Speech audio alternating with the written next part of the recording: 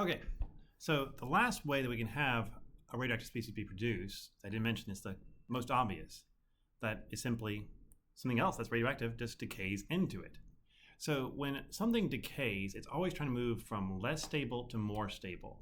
And it eventually wants to get to that line of stability. I mean, we saw that earlier. You had that big thing with all these different elements, all these possibilities, and there's a line in the middle of it going up until it ends of, where everything is completely radioactive, past lead.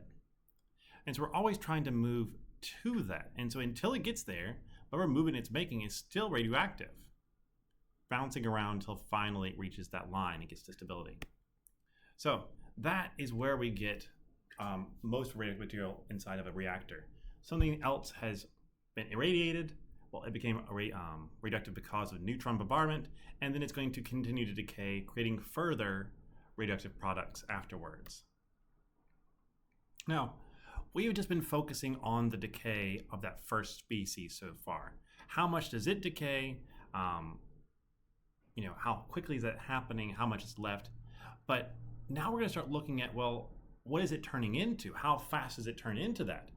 And also looking at the total activity, because yes, that first species, when it decays, it sends off radiation, and we can measure that activity. But also the things it turns into will also be releasing radiation. I need to understand the full picture here. So how do we figure this out? Well, let's look again. So cobalt is stable when it has only 32 neutrons. But when we bombard with neutrons, we're going to give it that extra neutron, and that suddenly makes it unstable. Now it is radioactive cobalt-60.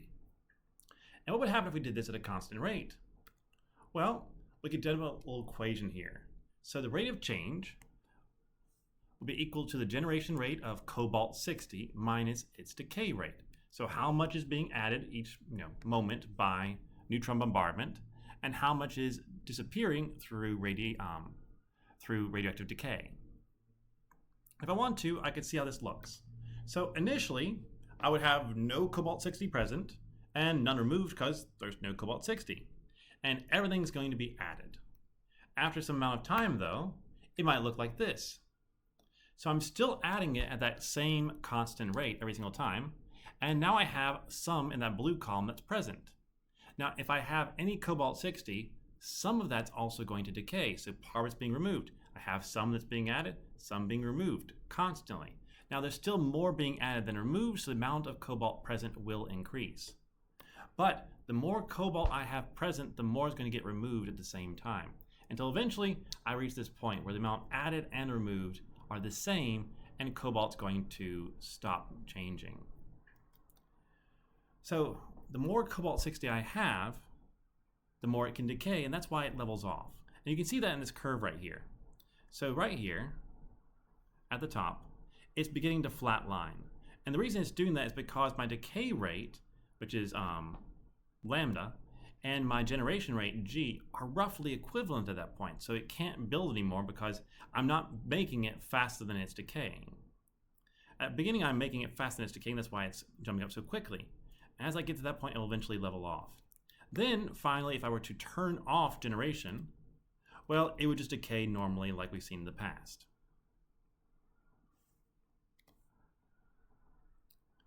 And all of these have their own equations. I can actually write an equation for all of this, which looks very similar to our earlier equations for radioactive decay.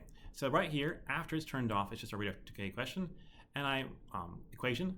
And I went ahead and said that the amount we had is called in stop, just because that's where we stop production. Don't think too much about that. That was just to separate it from earlier. But for the earlier section, you can see I have this battling out. Okay, I have it battling out the generation over the decay.